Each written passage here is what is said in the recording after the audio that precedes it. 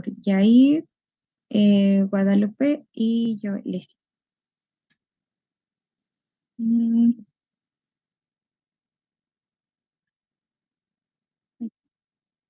Bueno, en los objetivos de esta presentación vamos a entender la definición del Alzheimer, hablar de su fisiopatología y las manifestaciones clínicas y también el abordaje diagnóstico y tratamiento de la enfermedad. Como definición encontramos que la enfermedad del Alzheimer es una enfermedad neurodegenerativa, es de origen multifactorial y va a estar caracterizada porque en ella va a haber una degeneración de las células nerviosas del cerebro y también una disminución de la masa cerebral. Va a tener manifestaciones clínicas básicas que son la pérdida de la memoria, desorientación temporal y espacial y el deterioro intelectual y personal. En la epidemiología encontramos que esta enfermedad se incrementa un 1% en personas de 60 a 70 años de edad y se va a elevar la incidencia un 6 a 8% en las personas mayores de 85 años. Es la demencia más común en adultos mayores, la que tiene más incidencia, el tipo de demencia. Y se va a estimar que el 10% de las personas mayores tiene un tipo de demencia y de este 10% del 60 al 80% de las personas va a presentar la enfermedad del Alzheimer. La incidencia aumenta con la edad, como lo vemos aquí, de los 65 a 74 años encontramos una incidencia del 3%, de los 75 a 84 años 17% y mayores a 85 años un 32%. La enfermedad es hasta 2 veces más frecuente en las personas del sexo femenino. Y como factores de riesgo vamos a tener los modificables y los no modificables. Los modificables son la depresión, el sedentarismo, la hipertensión en el adulto joven, la obesidad, tabaquismo, diabetes, alcoholismo y abuso de drogas y el bajo nivel educativo. Este último es muy importante porque las personas con bajo nivel educativo no fomentan, bueno, eso es lo que decía la literatura, como la neuroplasticidad en su cerebro. Entonces, es por eso que este factor modificable es muy importante. Como no modificables, encontramos la edad avanzada, que la persona tenga antecedentes heredofamiliares, afectación de familiares en primer grado va a aumentar hasta 4 veces la probabilidad que la persona presente Alzheimer. También la presencia del alelo E4 en la apoliproteína E, ApoE, y el síndrome de Down. Bueno, en la etiología vamos a encontrar mutaciones en los cromosomas 21, que es el del síndrome de Down, 14 y el 1. En el cromosoma 21, se va a estar afectado la proteína precursora amiloidea normal. En el 14, se va a afectar que se forme preselina 1 anormal y en el 1 la preselina 2 anormal. Esto es importante porque la afectación de los cromosomas va a hacer que se formen placas nocivas amiloides. Ahorita en la fisiopatología lo vamos a ver más a fondo. Bueno, en cuanto a la patogenia de la enfermedad, todo comienza con una proteína transmembrana en las neuronas, que se llama la proteína APP. La anterior es esa. Que esta es la proteína precursora del amiloide, que está involucrada como regulador de la sinapsis neuronal. Y lo que nos va a interesar es su metabolismo, ya que una porción de esta proteína, que es el llamado péptido beta amiloide, que este va a ocasionar todos los problemas más adelante de la enfermedad de Alzheimer. Esta proteína tiene dos vías metabólicas, una que es la vía no amiloidogénica y la vía amiloidogénica. La vía no amiloidogénica, que es la que tenemos aquí, es cuando por acción de la alfa secretasa y luego de la gamma secretasa, Esta proteína se divide y, bueno, se va a dividir en dos fragmentos para destruir el péptido beta amiloide. Entonces, en este caso, no se genera este metabolito activo y pues no se va a depositar y no va a generar el daño neuronal. Esto pues sería como que lo normal, ¿no? La siguiente, por favor.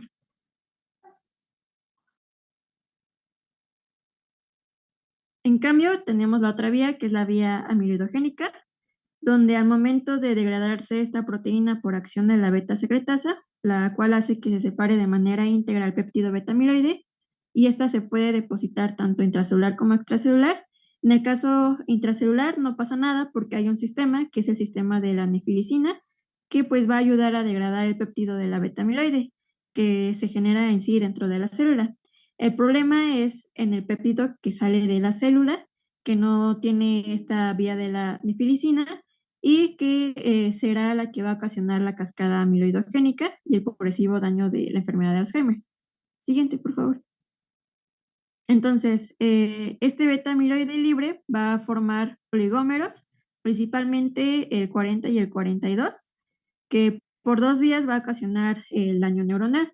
El primero es a manera de depósito, va a formar lo que son las fibrillas amiloides, que terminará formando placas neuríticas y terminará induciendo el estrés oxidativo y posteriormente la apoptosis. Esto, por consiguiente, va a generar la muerte neuronal y la pérdida de neuronas funcionales a nivel de la corteza. La otra vía es la formación de placas no fibrilares y bueno, también propicia la activación de la glía, del tejido conectivo y que la inflamación también genere placas neuríticas y que a su vez puede generar disfunción de las proteínas tau. Estas proteínas son un sistema que funciona de soporte para la estabilización de los microtúbulos en el citoesqueleto de la neurona. Entonces, si se pierde este sistema de sostén de las proteínas tau, los microtúbulos se rompen y esto favorece la degeneración neuronal. Por lo que también, pues la enfermedad de Alzheimer forma parte de estas enfermedades llamadas taupatías, pues por la alteración de las proteínas tau. Bueno, esta tau se fosforila, propicia su degeneración neurofibrilar y también de manera indirecta genera muerte neuronal.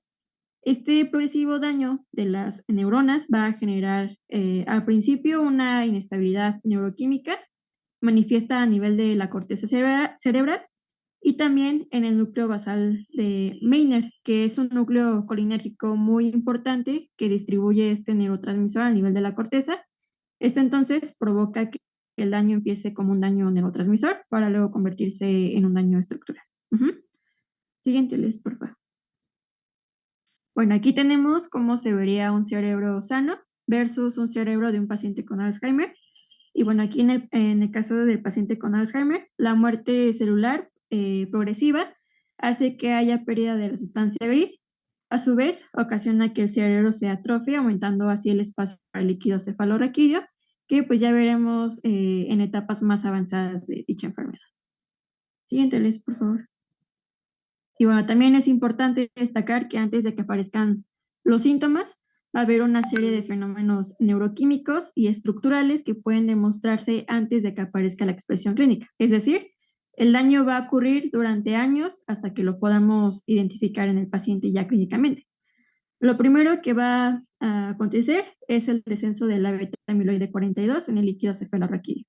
Esto es porque normalmente del metabolismo de la APP se va a liberar una cantidad estable de esta sustancia al líquido cefalorraquídeo. Pero pues ya aquí en la enfermedad esto va a depositarse a nivel cerebral. Entonces, como se deposita, va a descender lo que podemos medir como tal en el líquido cefalorraquídeo.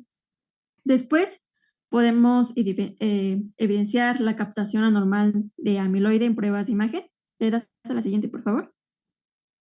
Esto pues mediante técnicas de medicina nuclear, lo que sería la tomografía de emisión de positrones amiloide, que es el PET amiloide.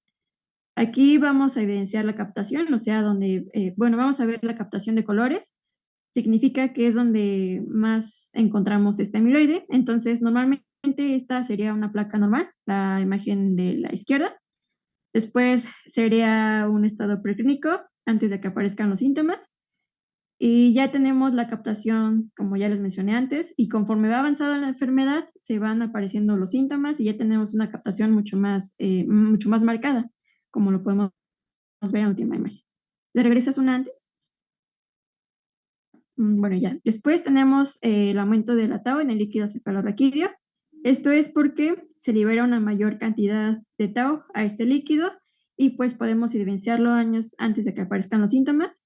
En caso de la beta 42 podemos evidenciarlo 20 años antes y el aumento de la tau lo vemos 15 años antes de que aparezcan todos los síntomas. Después tenemos la captación de tau no normal en PET, de efectos metabólicos demostrados por PET, flúor desoxiglucosa, y después de todas estas alteraciones bioquímicas, encontraríamos los defectos estructurales. Aquí ya las resonancias magnéticas tienen mayor sensibilidad para la atrofia cerebral. Y finalmente, después de que aparece la atrofia cerebral, aparecen los síntomas en el paciente. Le das esa. Okay. Bueno, en cuanto al cuadro clínico, debemos tener en cuenta que la presentación clásica de una demencia, si bien recordamos, inicia con lo que es el deterioro cognitivo. En caso del Alzheimer, lo identificamos como un deterioro de la memoria y que progresivamente se irán añadiendo deterioros a nivel de funciones mentales superiores, que pues bueno, la bibliografía menciona que los 5 aspectos característicos de la enfermedad como tal, pues es la anomia, que es la incapacidad de reconocer y o recordar los nombres de las cosas, la amnesia, la pérdida de la memoria, la apraxia, que es la incapacidad para ejecutar movimientos coordinados, la afasia, que es la incapacidad o dificultad de comunicarse mediante el habla, escritura o mímica, y la agnosia, que es la incapacidad para reconocer e identificar la información externa por medio de los sentidos. Esto en una enfermedad esporádica o clásica. Siguiente. Bueno, también hay que tomar en cuenta que esta enfermedad tiene predominio genético. En el caso del gen APP, la enfermedad aparece de los 45 a los 65 años y puede asociarse a otras patologías por amiloide, como lo puede ser una angiopatía o hemorragias. En el gen PS1, la enfermedad aparece entre los 35 a los 50 años. Se puede asociar a trastornos extrapiramidales, crisis epilépticas, paraparesia y mioclonías. Y en el caso del gen PS2, esta puede aparecer después de los 50 años, puede haber portadores sanos y la duración de la enfermedad es mayor. Pero pues nosotros vamos a centrarnos en la presentación clásica. ¿Qué le das a la siguiente, por favor? En esta presentación clásica,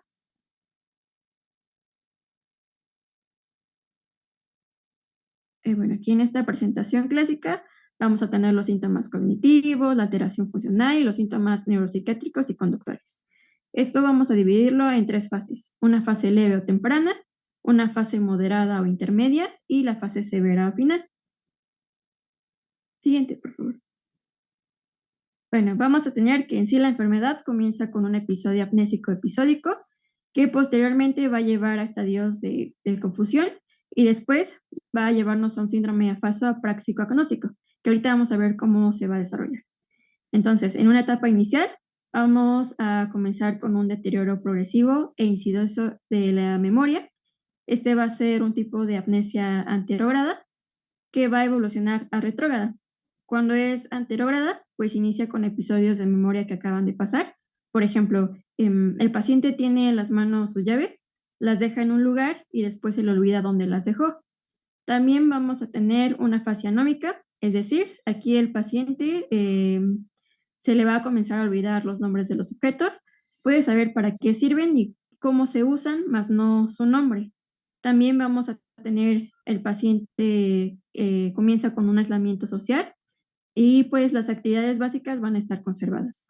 En esta etapa pues no hay como que una duración, puede durar desde meses a años, los episodios son simultáneos y progresivos y la mayoría de los casos en esta etapa pues pasa desapercibida por los familiares. Sin embargo, el paciente sí se da cuenta de dichos síntomas que presenta.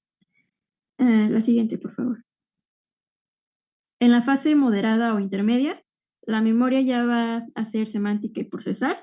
Van a haber síndromes disejecutivos. Por ejemplo, si le pones de tarea al paciente que tiene que llegar a un lugar y tiene que escoger cierta ruta, el paciente no va a resolverlo adecuadamente. Y pues también, bueno, en esta etapa ya van a estar más marcadas las alteraciones psiquiátricas como la depresión, la ansiedad, el paciente se vuelve más agresivo, tiene alucinaciones, delirio o falsos reconocimientos. También vamos a tener alteraciones en las praxias. Aquí, por ejemplo, si una persona la saluda con la mano, el paciente no va a saber cómo contestar y qué significa lo que la otra persona está haciendo. También se le va a olvidar cómo cambiarse, cómo lavarse los dientes. Y, y aquí algo muy relevante es la actividad psicomotora, que es la deambulación errante. O sea, el paciente sale a caminar y después ya no sabe cómo llegar a su casa o dónde está. Y también encontramos lo que es la alexia y la grafia, que aquí el paciente pues ya se le olvida cómo leer y cómo escribir. Y la siguiente, por favor. Ya en la última fase, que es la fase grave o avanzada, aquí ya hay una pérdida total de autonomía de la persona. Van a empeorar y desaparecer por completo las habilidades para hablar, leer y escribir. Puede que tengan periodos de lucidez de recuerdos, pero no van a ser recuerdos tan recientes. Van a recordar cosas de la infancia o recuerdos muy importantes. Aquí también ya se van a acentuar los problemas conductuales y psicóticos. Hay pérdida de los esfínteres, de la motilidad. Eh, bueno, por lo que leí, la bibliografía menciona que estos pacientes adoptan una postura fetal y pues también va a depender totalmente de un cuidador. Y usualmente pues los pacientes mueren por infecciones respiratorias, una neumonía o por las ulceraciones de decúbito. Siguiente, por favor. Ok, bueno, ahora vamos a pasar con lo que es el diagnóstico. Con respecto al diagnóstico, tenemos que existen ciertas herramientas que nos permiten orientarnos a nosotros como médicos al establecer el diagnóstico de esta enfermedad. Según la guía de práctica clínica, establece 4 puntos de suma importancia, los cuales nos ayudan a establecer este diagnóstico.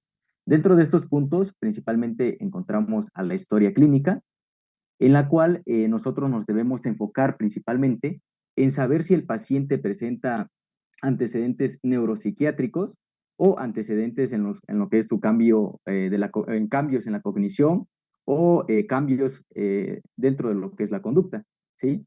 Otro de los puntos de suma importancia es que nosotros necesitamos investigar si el paciente está consumiendo medicamentos que afecten la cognición. En la tabla de la derecha, esta tabla viene en la guía de práctica clínica, nos muestra los principales medicamentos que se asocian a un deterioro cognitivo, dentro de los cuales encontramos principalmente a las benzodiazepinas, a los neurolépticos, los cuales sus principales efectos colaterales, por así decirlo, pues ocasionan la sedación y somnolencia. Al igual tenemos otros medicamentos como son los antidepresivos tricíclicos, los antihistamínicos, los antiparkinsonianos, los antipasmódicos y los antiarrítmicos. Dentro de los antiarrítmicos encontramos principalmente a la amiodarona, ¿sale? Y como tercer punto tenemos a las pruebas cognitivas. Existen ciertas pruebas cognitivas que son de suma utilidad dentro de lo que es el diagnóstico con este tipo de patología, las cuales pues vamos a ver más enseguida. De igual manera, se cuenta con una herramienta complementaria, según la guía de práctica clínica nos dice que son herramientas complementarias y no como tal diagnósticas. Dentro de esto encontramos a la neuroimagen, como lo es la resonancia magnética y la tomografía computarizada. La siguiente. Y bueno, por otra parte, actualmente existen criterios diagnósticos para la enfermedad de Alzheimer, los cuales nos van a servir para orientarnos y establecer el diagnóstico. Dentro de estos encontramos los criterios diagnósticos denominados NINS del año 1984 y los criterios que se utilizan actualmente, que son los criterios del DSM-5 del año 2014. Entonces, los criterios del año 1984 lo clasificaban los criterios en 3 apartados, según la enfermedad de Alzheimer probable, la enfermedad de Alzheimer posible y la definitiva. Dentro de la probable encontramos que se manejaba principalmente que hubiera déficit en 2 o más áreas cognitivas, al igual que una ausencia de los trastornos de conciencia y principalmente que esta enfermedad, o bueno, lo establecía que esta enfermedad se iba a presentar en personas mayores de 65 años. De hecho, este criterio también lo maneja lo que es el DSM-5. Dentro de los criterios de la enfermedad de Alzheimer posible, encontramos que, bueno, si había la existencia de un déficit gradual progresivo dentro de la que son las funciones cognitivas del paciente, ¿sí? Y ya con respecto a los criterios para establecer la enfermedad de Alzheimer definitiva, pues en este caso se tenían que, o bueno, se tenían que cumplir todos y cada uno de los criterios, de cada apartado. Y ya con respecto al DSM-5, pues tenemos que es muy parecido a los otros criterios. Aquí la diferencia es de que el DSM-5 no establece la enfermedad de Alzheimer así como enfermedad de Alzheimer, sino que la establece como un trastorno neurocognitivo mayor. Dentro de esto, los criterios que se manejan principalmente es que exista una deficiencia cognitiva, tanto en el aprendizaje y la memoria, tanto en la función ejecutiva, el lenguaje de lo que es el paciente. La siguiente. Ahora bien, vamos con las pruebas que más se utilizan dentro de lo que es la consulta para establecer el diagnóstico en pacientes con Alzheimer. Entonces, estas pruebas son consideradas como pruebas de tamizaje global. Principalmente encontramos al Mini-Mental, o también conocido como Mini-Mental de Bernstein. Como se mencionó pues, en la clase de demencias, este Mini-Mental se conforma por diferentes apartados. Dentro de estos apartados vamos a evaluar principalmente lo que es la orientación temporal del paciente y la orientación espacial, al igual como lo es la memoria inmediata, la atención y cálculo, el recuerdo diferido y el lenguaje. Entonces, para poder evaluar el apartado de orientación temporal, nosotros necesitamos hacerle ciertas preguntas al paciente, como por ejemplo, necesitamos preguntarle en qué año estamos, en qué estación del año estamos, qué día es o bueno, en qué día estamos cuando le estemos realizando el Mini-Mental, en qué mes estamos y qué día de la semana es. Si el paciente nos responde cada una de las preguntas correctamente, pues se le establece o se le pone un punto. En total, para evaluar lo que es la orientación temporal, pues como máximo son 5 puntos. Dentro del otro apartado, lo que es orientación espacial, también necesitamos realizar ciertas preguntas, como por ejemplo, en qué lugar estamos al momento de estar realizando el Mini-Mental. En este caso, si el hospital cuenta con varios pisos, pues se le puede preguntar en qué piso del hospital estamos, ¿sí? Al igual se le debe preguntar en qué ciudad está el paciente, cómo se llama el lugar donde se está realizando el Mini-Mental o donde está el hospital, y también se le pregunta en qué país vive el paciente. Y bueno, ya con respecto a esto, pues nosotros ya vamos calificando y asignándole puntos al paciente. Otro de los apartados en el cual que vamos a evaluar, pues es la memoria inmediata. En este caso podemos decirle al paciente que nos repita 3 palabras. Por ejemplo, puede ser avión, casa, manzana, ¿sí? Entonces, nosotros se las decimos al paciente y le pedimos que nos las repita como mínimo de 4 a 6 veces. También le decimos, conforme vamos haciendo el mini mental, que estas palabras no las debe de olvidar porque más adelante se le necesitan de preguntar. Con respecto al apartado de atención y cálculo, nosotros vamos a preguntarle ciertos problemas, por así decirlo, matemáticos al paciente. Son problemas que no son ni tan complejos ni muy simples. Aunque también, pues aquí tiene que ver con el grado de escolaridad del paciente. En este caso podemos preguntarle al paciente o a alguno de los familiares del paciente, porque hay veces que los pacientes pues no saben por qué están en la consulta. Se le pregunta hasta qué grado estudió el paciente. Con respecto a eso, pues ya nosotros valoramos si le ponemos una más o menos complicada o una más fácil, pues ya va dependiendo, ¿no? Pero por lo regular, lo que se le pregunta es de que haga restas. Se le dice al paciente que vaya restando de 7 en 7, empezando desde 100. Entonces, le decimos al paciente, ¿sabe qué? Pues, ¿cuánto sería 100 menos 7? Y ya si el paciente nos dice, no, pues 93, entonces 93 menos 7 y ya que nos responda. Y así sucesivamente, por lo mínimo nos debe de dar 5 respuestas o debe de realizar 5 operaciones. Con respecto a esto, pues si nos responde correctamente, pues ya se le va asignando un punto. Y en este apartado, pues el máximo de puntos serían 5. Con respecto al apartado del recuerdo diferido, aquí nuevamente se le vuelve a preguntar al paciente las palabras que se le mencionaron anteriormente. Y si nos las dice correctamente, pues en total serían 3 puntos. Y bueno, ya con el último apartado que es la evaluación del lenguaje, en este caso nosotros podemos utilizar ciertos materiales, como por ejemplo si tenemos alguna pluma, no sé, alguna hoja, por ejemplo, podemos decirle, le enseñamos un lápiz y le podemos decir qué es lo que está viendo y para qué sirve. En algunas ocasiones los pacientes lo que hacen es que reconocen el objeto, pero no saben para qué se utiliza, ¿sí? O también podemos decirle, le enseñamos un reloj, le podemos decir qué es lo que está viendo y qué es y para qué nos sirve el reloj. Y ya con respecto a esto, pues si nos contesta bien, pues se le asigna un punto.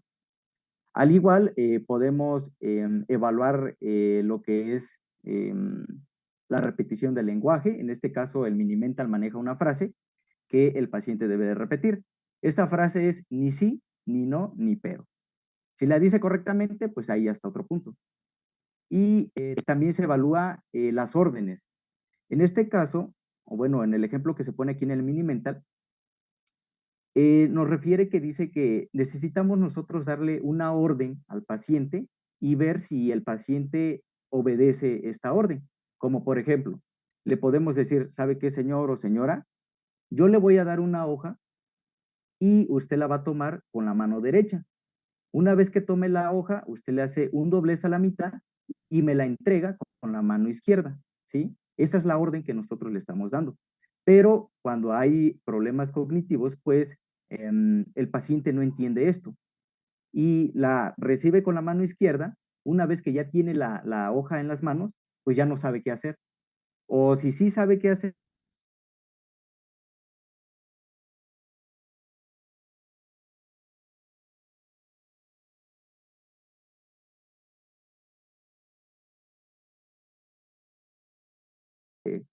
cognitivo, y un puntaje de 9 a 12 o menos de 12 ya se considera como demencia. No sé si tengan alguna duda hasta aquí. ¿Dudas, preguntas?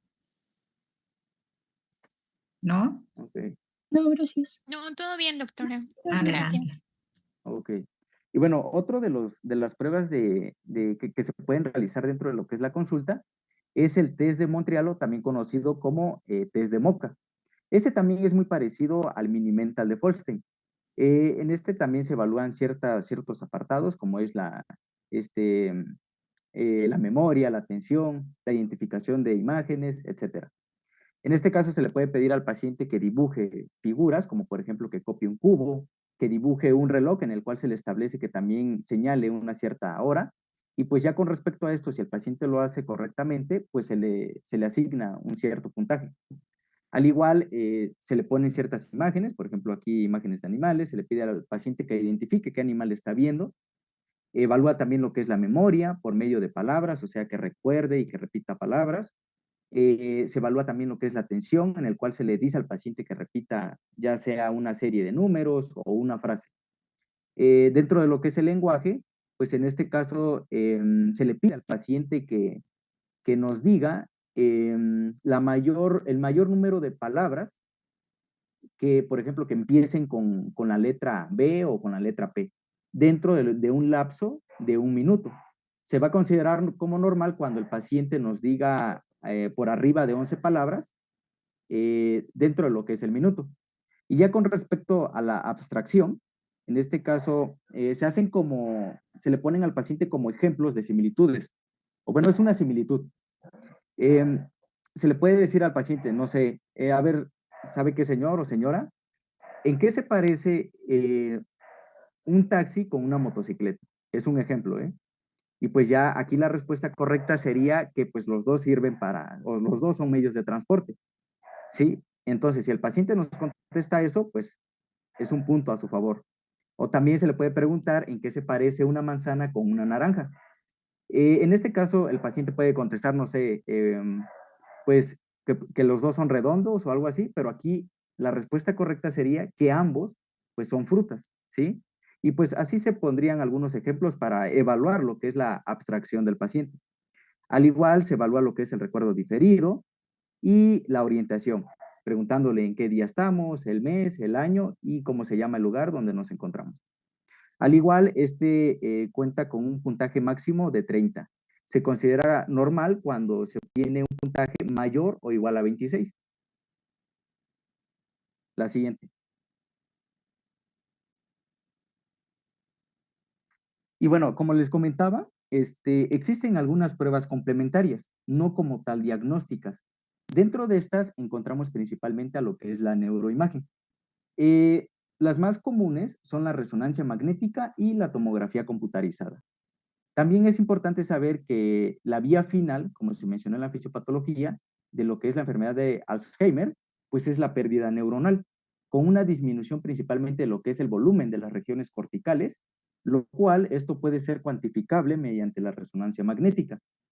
La resonancia magnética puede ser tanto estructural como funcional, como podemos observar en la imagen de arriba, en la imagen superior derecha.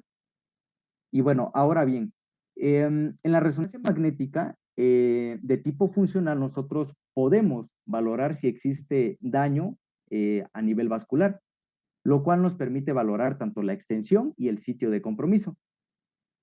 Las imágenes que les coloqué abajo, donde está la resonancia magnética, está una imagen con la letra A y una con la letra B. Esas imágenes las saqué de un artículo, son de un caso clínico, o bueno, son de dos casos clínicos. En la imagen A, el artículo decía que se trataba de un paciente de 77 años. Se le tomó una resonancia magnética y se encontraron hallazgos de pérdida tanto de altura y de volumen de lo que es el hipocampo. Ese paciente era un paciente con enfermedad de Alzheimer. No sé si pueden observar ahí en la flecha de abajo, en la punteada, ahí se observa lo que sería la pérdida de la altura y del volumen del hipocampo, ¿sí? Al igual, se le encontró una dilatación de las astas temporales y una dilatación de lo que es el surco parahipocampal. Las astas temporales, pues son donde está la flechita en la zona temporal, y la dilatación del surco parahipocampal sería la flecha de abajo. Y ya con respecto a la imagen B, en este caso, no es un paciente con Alzheimer, sino que se trataba de que este paciente presentaba un deterioro cognitivo. Por lo tanto, pues fue un corte sagital y únicamente lo que se pudo observar es que existía la prominencia del surco cingulado, ahí donde está la flechita de arriba.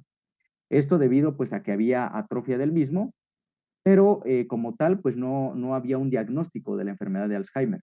Pero quise poner esta porque, o sea, se ve muy claramente la diferencia entre una persona con Alzheimer, cómo está su masa cerebral, a comparación de una que no tiene. Y ya pues el otro estudio de neuroimagen pues es la tomografía computarizada. Ahí también ese es un paciente con Alzheimer, se puede observar las astas temporales dilatadas y un aumento de lo que es el sistema ventricular. La siguiente. Y bueno, pues ya este es el algoritmo que viene en la guía de práctica clínica sobre el diagnóstico del Alzheimer, que es básicamente lo que les expliqué, pero pues ya viene más resumido. La siguiente. No sé si tengan alguna duda hasta aquí. Se va a acabar el tiempo. ¿Reinicio la sesión? Ah, ok. Sí, pues mejor la reiniciamos. Serían el mismo orden, compañeros, por favor. Ser muy complejo, ya que el tratamiento está más dirigido a los síntomas que presente el paciente, o ya sea los síntomas que nos refieran los familiares del paciente, ya que en la mayoría de las ocasiones los pacientes con Alzheimer pues no son conscientes de lo que les está pasando, ¿sí? Y bueno, dentro de los objetivos del tratamiento es disminuir principalmente la progresión de la enfermedad, porque en sí los fármacos pues no le dan una resolución completa a esta patología, sino que el objetivo es como disminuir las complicaciones, ¿sí? Dentro de esto tenemos que, como uno de los principales objetivos, es mejorar el rendimiento cognitivo, como son las capacidades mentales del paciente, la seguridad o minimizar el estrés, al igual como mejorar el rendimiento funcional, incrementando la autonomía y las relaciones sociales. Y como objetivo general, pues mejorar en sí la salud del paciente. La siguiente.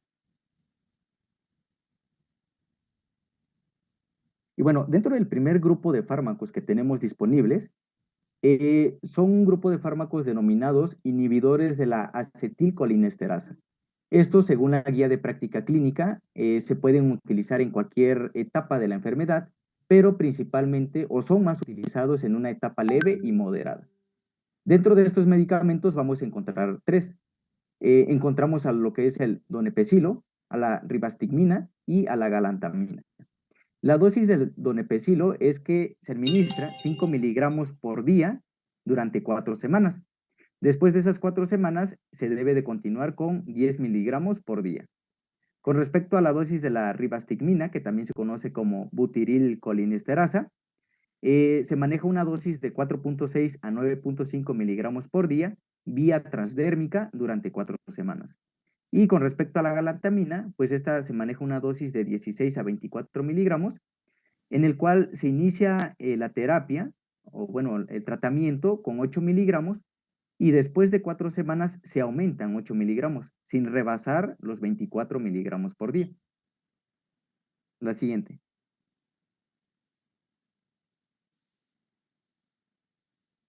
Y bueno, al igual existe otro fármaco que se utiliza comúnmente. Este fármaco es la memantina. Y según la guía de práctica clínica, este medicamento se utiliza mayormente en etapas más severas de la enfermedad. La memantina en este caso ayuda a que los pacientes mejoren la capacidad de desarrollar sus actividades cotidianas. Sin embargo, pues hay que tener cuidado ya que se ha establecido que esta debe de utilizarse durante un tiempo limitado, aproximadamente durante 3 meses, ya que uno de los principales efectos de este medicamento son las alucinaciones. Por tal motivo, pues hay que tener mucho cuidado al utilizar este medicamento. El mecanismo de acción de lo que es la memantina es principalmente ser un inhibidor del receptor N-metil de aspartato. Y se recomienda una dosis de 20 miligramos por día, iniciando el tratamiento con 5 miligramos, y estos 5 miligramos se van aumentando cada semana, sin rebasar los 20 miligramos. La siguiente. Y bueno, ya aquí les coloqué una tablita sobre los principales medicamentos que se utilizan dentro de lo que es el Alzheimer, pero bueno, nos muestra lo que son las ventajas y las desventajas. Aquí es muy importante saber que tanto el donepezilo como la ribastigmina y la galantamina pueden ocasionar en los pacientes problemas gastrointestinales, como náuseas, vómitos y diarreas. Y con respecto a la memantina, pues el principal efecto que puede ocasionar son las alucinaciones. La siguiente. Y bueno, ya pasando con el tratamiento no farmacológico, tenemos 3 puntos muy importantes. Dentro de estos tenemos a la intervención cognitiva, a la adecuación de la vivienda y a la intervención al cuidador. El objetivo de la intervención cognitiva es mejorar la memoria, la atención, la percepción y las habilidades de ejecución del paciente. Pero ¿cómo vamos a hacer esto? Podemos hacerlo dejándole pequeñas tareas al paciente, involucrándolo también en actividades de su vida diaria, o también podemos, o le podemos poner a que realice algunos juegos simples, como lo son memoramas o juegos de mesa. Estas son actividades sencillas, pero le ayudan a mejorar lo que es su memoria y sus habilidades. Con respecto a la adecuación de la vivienda, pues tenemos que el paciente necesita encontrarse en una zona segura. Esto incluye adecuar baños, iluminación, barreras de protección, con el objetivo de prevenir accidentes, ya que pues en la mayoría de los casos, pues estos pacientes corren mucho riesgo de realizar alguna actividad, por ejemplo, no sé, eh, golpearse con algo, o sea, no miden el peligro, ¿sí? Y también la guía de práctica clínica nos dice que es muy importante la intervención al cuidador. Necesita dársele un asesoramiento adecuado, ya sea al familiar o al paciente o a la persona que esté a cargo del paciente. En este caso necesita brindársele la información adecuada sobre la patología del paciente, al igual como, o bueno, esto con el objetivo de tener un buen control tanto en el tratamiento farmacológico como en el tratamiento no farmacológico del paciente. Y también pues necesitamos como darle esa información para prevenir la sobrecarga y la depresión en las personas que están a cargo de este tipo de pacientes. La siguiente. Y bueno, pues ya prácticamente aquí está todo resumido lo el tratamiento de la enfermedad de Alzheimer. Es el algoritmo que viene en la guía de práctica clínica. No sé si tengan alguna duda hasta aquí. No, compañero. No, muchas gracias. No, todo bien, gracias. Ok.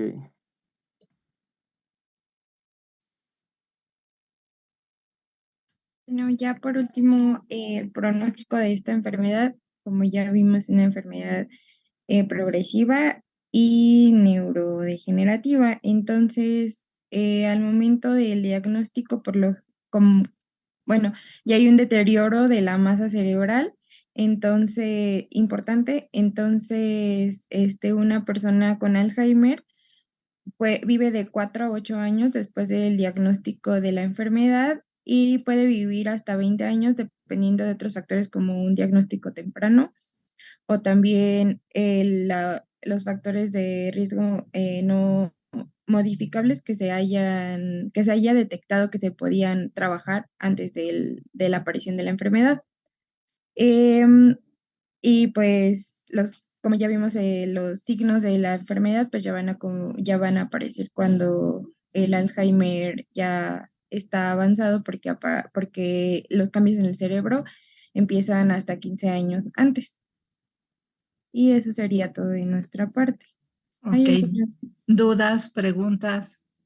Yo tengo una pregunta, doctora. Adelante. Entonces, en pacientes que identifiquemos con antecedentes familiares o, no sé, un antecedente de EBC, ¿podemos hacerle como tamizaje y resonancia? Tienes que valorar mucho la clínica.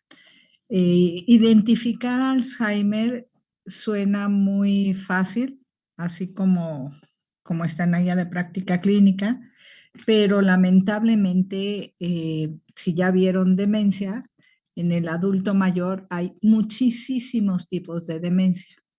La más frecuente es Alzheimer, pero muy pegadita a esta está la demencia por infartos, por multiinfartos, enfermedad cerebral multiinfarto, que es frecuente con los pacientes, y la demencia frontal. Entonces se parecen muchísimo. ¿Cuál es la característica de Alzheimer, como dijeron sus compañeros? Uno, antecedente familiar. Dos, el deterioro progresivo en áreas cognitivas que son de cálculo, que son de memoria, que son de acción, y solamente así puedes enviar los estudios. Si bien es cierto que con mucho la resonancia magnética o la tomografía con emisión de positrones nos puede dar pautas, no es el diagnóstico definitivo. El diagnóstico definitivo, como lo vieron, es clínico, más la resonancia magnética, más la determinación de tau, y muchos actualmente dicen que incluso tendríamos que hacer biopsia cerebral para encontrar tejido amiloide, pero pues eso es imposible. Se caracteriza por clínica, demencia, más antecedente familiar, y si es posible, pues la resonancia o la tomografía por emisión de positrones. ¿Alguna otra duda? Gracias, doctora. De nada. ¿Alguna otra duda o pregunta? Jóvenes. Todo bien, doctora, muchas gracias. Doctora. ¿Seguros? Todo bien, doctora. Sí, doctora, todo bien. Bueno, esta semana tenemos muchas clases y todas están relacionadas con neurología. ¿Quién les dio demencia? ¿Quién coordinó demencia? El doctor Olmos. El doctor Ah, Olmos. ok. Bueno, hablaron de los diferentes tipos de demencia y la asociación que hay con Alzheimer. Sí, doctora. Sí, doctora. Ok, bueno. Entonces, véanlo de una pasadita a demencia en el paciente geriátrico y van a ver que no es tan fácil. Sin embargo, tengan en mente que la mayoría, por frecuencia, las demencias, Alzheimer, y después son los eventos cerebrovasculares multiinfarto lo que pueden dar demencia asociada en los pacientes geriátricos. Y en el paciente joven, cuando se presenta la demencia asociada al Alzheimer, el pronóstico es todavía peor. ¿Sí? Y la memantina. La memantina, si bien es cierto que condiciona alucinaciones, sí se ha visto que retrasa la evolución. No hay medicamento hasta el momento, a pesar de que hay muchas cosas en estudio y la medicina genómica pudiera mejorar esta condición. La memantina sí mejora la memoria y el deterioro. No en todos los pacientes, pero cuando menos sí les mejora la calidad de vida. Y solamente se quita si las alucinaciones son muy importantes. Si no, se valora riesgo-beneficio. Ok, ¿alguna comentario o pregunta? ¿No? No, doctora, gracias. No, doctora, muchas No, gracias. doctora, gracias. Ok. Bueno, entonces espero el link de mañana. Y si están por el hospital, me llevan su hoja para calificar el tema y si no, me lo mandan por nivel electrónico, ¿sí? Sí, doctora, está bien. Cuídense, bye. Sí, doctora, muchas gracias. Bye. Gracias, doctora. Hasta luego. Hasta Gracias, luego, doctora. bye. Bye.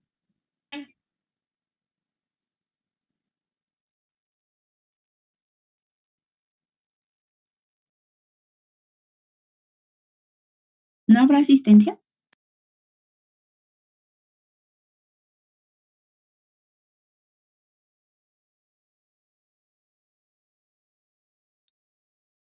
Creo que no, ya se salió luz, ¿verdad? Lilo cero. Ah, no, sí, ya. ¿Les decimos que se metan?